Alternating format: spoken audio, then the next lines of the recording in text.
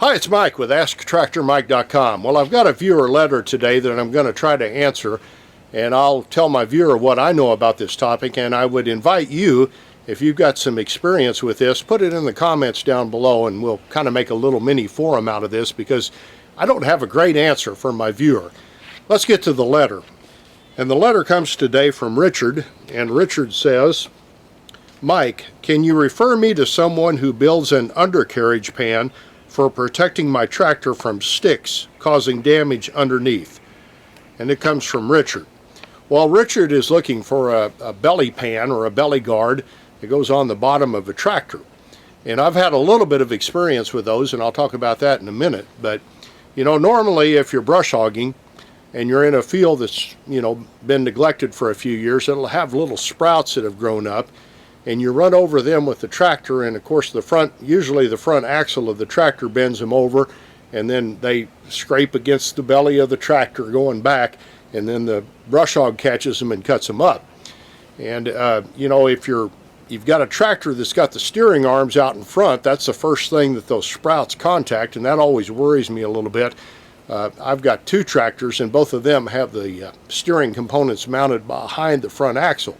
But still, when you knock down those sprouts, they rub on the bottom of the tractor, and that always, it worries me too. I hear it when I'm driving over them kind of scraping underneath there. So that is a concern. Now, I'll tell you experience with people that put those belly pans under tractors. The first experience I had was when I worked with AGCO Corporation, and I was going out on a sales call with a dealer, and we had a customer that wanted to trade his tractor in on one of our new AGCO tractors, and we went out to look at his trade-in.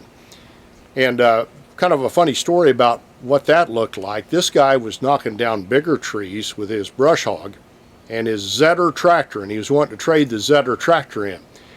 And in all my years of looking at equipment, this was probably the most beat-up tractor I've ever seen, and it made me impressed with the quality of a bigger Zetter tractor. This was like about a 70 horsepower Zetter tractor, and it had a massive belly pan underneath, but it had been beaten up pretty bad by trees and brush. And what this guy had done, and do not do this at home, he had got a brush hog, and it was a heavy built brush hog, and I can't remember the brand name, and it was a 5-foot brush hog, and he had gotten blades that kind of came down and out, and he had gotten 6-foot blades. So these blades stuck out from the deck underneath about a foot. And so what he would do, he would either run over the trees he could cut up and cut them up with this device, or if he couldn't run over them, he would back into them with the PTO going and these blades out, and he would just gradually chop the tree down until it fell. And of course, some of the trees would fall toward him, and most of them would fall back. The tractor had seen its better days. And he asked me, he said, will your tractor hold up under this use? And I'm like, I hope so. I don't really know. Never seen a tractor that is used in this manner. But as we were leaving this guy's house, the dealer told me, the guy was an older guy. He had been on the Bataan Death March in World War II, so no fear in this guy. He was using the tractor for the outer limits of its capabilities, and we ended up not trading with him, but it impressed me. But he had under that tractor a real heavy belly pan, and that was actually the first one I saw. And then when I was working in the dealership world, there's a company, I think they're pronounced Asplund. I think it's ASPLUNDH,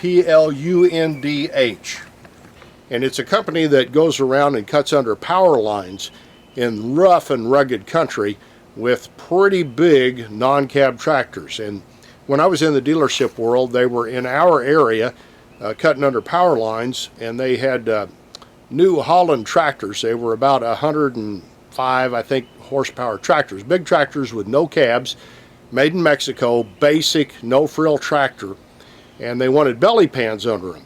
And we searched the world over for a belly pan to go underneath them, and ended up, we had a guy in the shop that was good with a torch, and he said, I can build something that will work.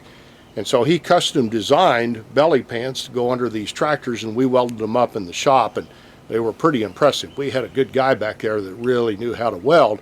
And so that's what we ended up supplying them. But there was nothing available from New Holland, and as far as I know, nothing on the aftermarket available.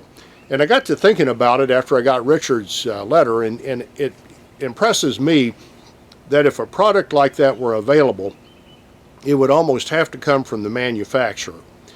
And it would have to probably be ordered from the factory and shipped with the tractor. But there's not a lot of people calling in asking for these belly pans.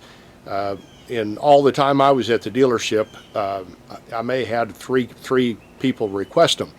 And so the manufacturers know there's not a great demand, and in order for that to work, it would almost have to ship with the tractor, because if it was built somewhere else and shipped in, the freight on it would cost about as much as what the belly pan cost. And so that's one reason I think that there's probably no aftermarket supplier that offers them, because of freight. And the second reason I would doubt that an aftermarket supplier would offer one is there would be so many different designs for the different tractors that it would be hard to get the volume to make money to offer a one that you just take out of the box and put on the tractor and it all bolts up and everything lines up. There's so many different designs, and then, you know, does the tractor have a front end loader? You know, it would indicate how the belly pan would be designed, and it's just something that there's just not enough demand out there, I think, for anybody to offer something like that and make money. Now, what I told Richard, my opinion is, first off, if you're just buying a tractor and you've never been around tractors and you're concerned about the sprouts rubbing on the bottom and doing damage, I don't think you've got anything to worry about. So maybe this is something, Richard, you don't need, but if you do decide you have to have it, what I would recommend you do is load your tractor up and then take it to a local machine shop and have them custom built, like we did in our shop for Ostland, belly pans for your tractor.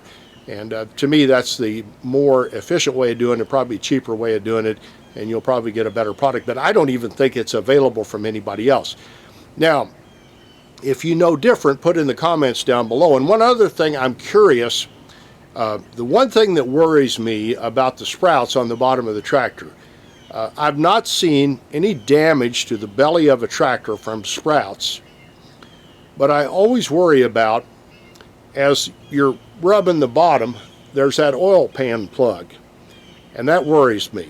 And if you get enough sprouts, and I check the tightness of that fairly often, and get it tight when I'm putting it on, and you don't want to get it too tight or you'll damage the little gasket underneath it. But I always worry about that, and I'm curious, as any of my viewers, have any of you ever had an experience where you're running over fields and as you were running over those sprouts with your tractor, that you gradually took the oil pan plug and made it loose?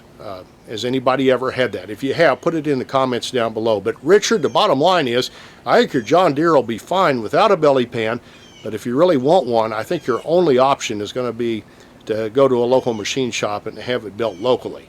And again, if you've got other ideas, or you know somebody that actually makes belly pans, put it in the comments down below, and then we'll all know about it. I appreciate you watching my videos. I would be honored if you would subscribe to my YouTube channel. And you can do that by clicking the mic face icon and check the bell so you get notified when more videos are posted. Here's a link to my website and the Tractor Fun Store with cool things for sale for the tractor owner. It helps support my channel. And here's another couple of videos you might want to watch. Thanks for watching.